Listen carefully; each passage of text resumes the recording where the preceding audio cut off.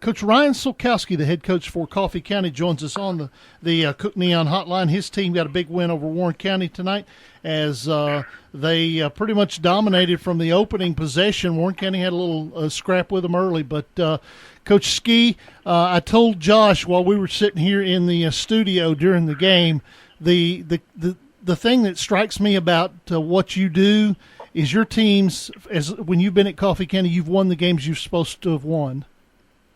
Yeah, I mean that's all fine and dandy. You guys know me pretty well, and I'm proud of our kids, and that's what we talked about before the game. When you're a favored team, it puts, especially when you're an underdog so much, it puts a lot of pressure on you. And we tell the kids not to think about that. And we knew we were favored. I mean, honestly, Warren County is not a bad football team. They have a lot of good athletes. It's so on film, they scare you on film. I mean, to be able to move the ball against Oakland, and we were really unable to.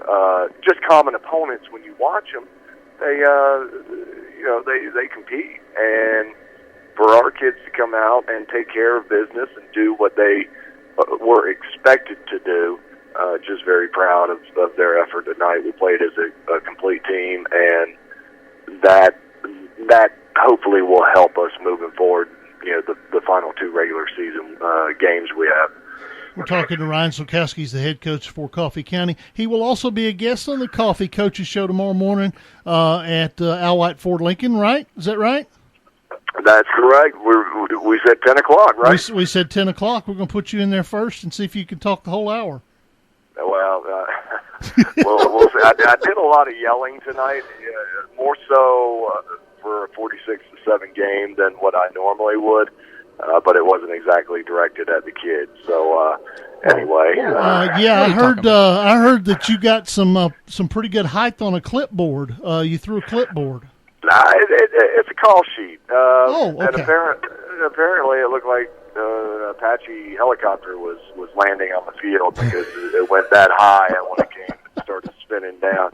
I again, officials I have the utmost respect for. Yes. They have a job to do, but to have an excessive blocking call on Mill Harner, I was a little.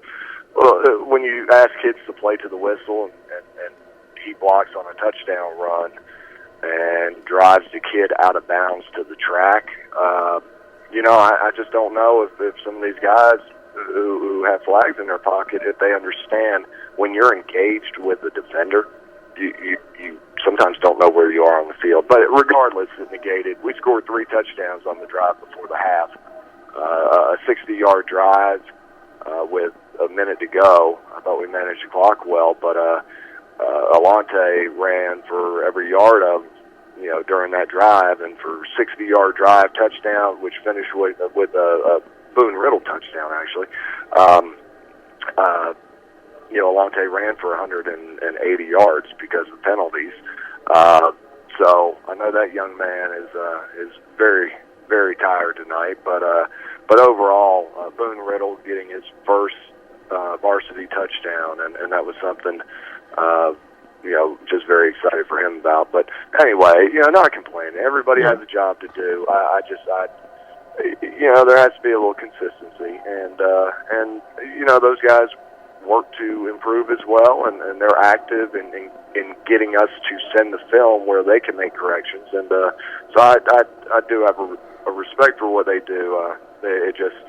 I thought it got a little excessive. You're gonna make me burn the tape on this. You realize that to keep you from getting fined.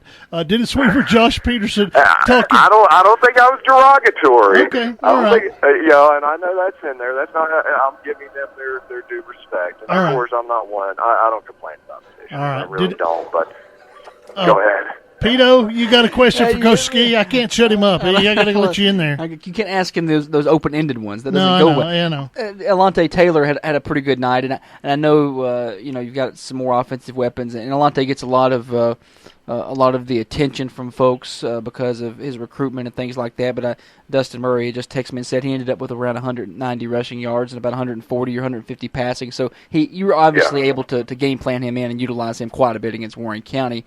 That kind of the game plan going in. Honestly, the passing was not necessarily a huge part of the game plan. We took what they gave us, and honestly, we had three guys, Tyrese McGee, who also had a good night on the receiving end and rushing end, and Boone Riddle, all three, with Alante included, were lining up at quarterback for us, and it's something that we just kind of went back to basics over our open week, and really just wanted to try to do something a little bit different. A lot of man blocking schemes up front offensively, and we just it worked out for us. And again, kids made plays. Boone Riddle made two just tremendous plays on third and medium to third and long situations, and that really it kept us on the field. And I got to give credit, and I don't know if you guys would ask this, but tremendous credit to our defense. Matt Mueller and the staff over on that side. I mean, it just really shut them down, and they have been able to move the ball against a lot of people. We forced them into 4 turnovers, and really just dominated at the point of attack.